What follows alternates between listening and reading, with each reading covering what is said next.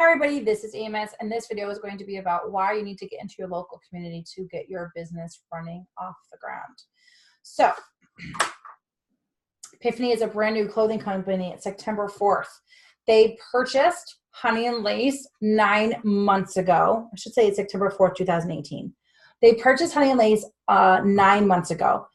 Honey and Lace has been around for about 5 years, okay? Epiphany came in, bought it, saw that the structure was buying a bunch of inventory and then selling it to customers and having a lot of overhead. They realized pretty early on that that was not what they wanted to do. So what they decided to do was for the last 6 or 7 months, put in infrastructure, creating an app so that we can actually go live from an app and have more control of our business. They also decided that they wanted to come up with a sample program so we didn't have a bunch of inventory overhead and risk was on us. They actually implemented the sample program in, I believe, May of 2018. So it has been very, very early on. They are now amping up size production in extra large to 3X starting this week in September. With the new style is going to be Brooklyn and Penthouse. We'll now have extended deep sizing in extra large to 3X, making it more available for our customers. So I love that. So because this is such a new company, nobody has heard of it, which means you need to be the first person in your town that has Epiphany. You need to be the first person on the retailer map. You need to be the first person at the Chamber of Commerce. You need to be the first person in your schools and your school district.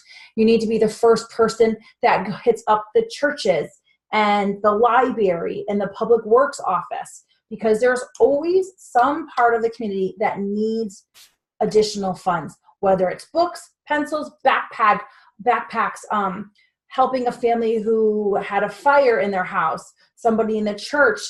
There's always people who need money, right? And so why don't you put yourself as being the authority and being the first one? Naturally, you'll already be the authority because you are the first one in your area. You also need to make sure you corner that market so that way you can be the first person on everybody's call list when they need a vendor to fill in a spot. And how you're going to go about finding out about local vendors and stuff like that. Start picking up your newspapers now. There's always, it is September, so there's going to be stuff about holiday bazaars, Christmas vendors, Christmas parties, Christmas things, right? So here's some different ways to kind of get into those events. Besides looking at your local newspaper, try your Facebook community pages.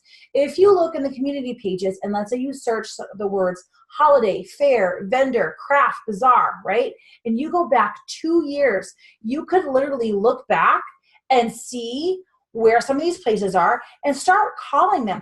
Call them and find out if they already have a clothing vendor. If they say a competitor, you can simply say, do you know if that person is still in business? If they are not, could I have their spot? Here's my information. Please call me back. That committee person may end up calling that person from 2 years ago. She may be out of business. And it doesn't matter if she was with Honey and Lace or a different clothing company.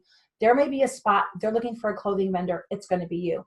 The other thing is you can call them. They may say, yeah, we already have a clothing vendor. You could ask, I'm not from the same company, I'm from a different company. They may say, yes, we would love to still have you, because to them, they don't care if it's the same type of business as long as it's different companies. So it's very common to go into a bazaar, a craft event that has one jewelry place and a second jewelry place and a third jewelry place because they're all different jewelry, right?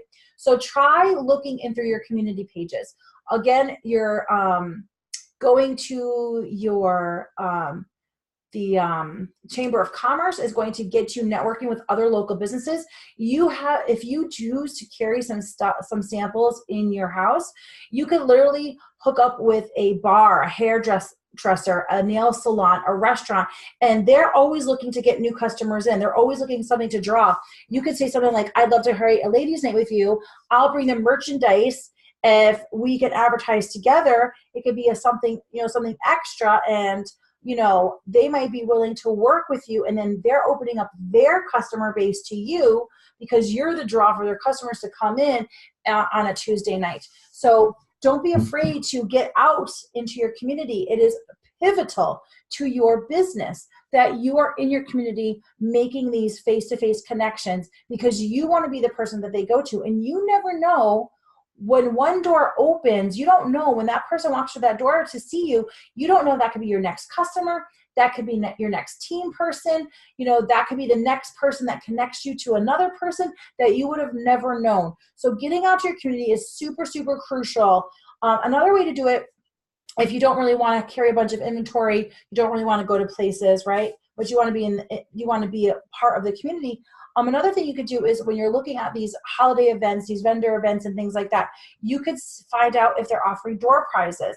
You could literally have a shirt and say put a nice 8.5 by 11 letter face together with your face, a little bit about your business, how to contact you, where to find you, and then you could say something like, I am raffling off a free shirt to one lucky lady. And if there is a way for you to even be present there with a table, maybe some samples hanging up behind you on mannequins or on hangers, and have an email address book where you can capture their emails, you can go back and reach out to any of those ladies and see if they want to be a hostess one day, or have you come to their house, or maybe they have an event or something. You just never know.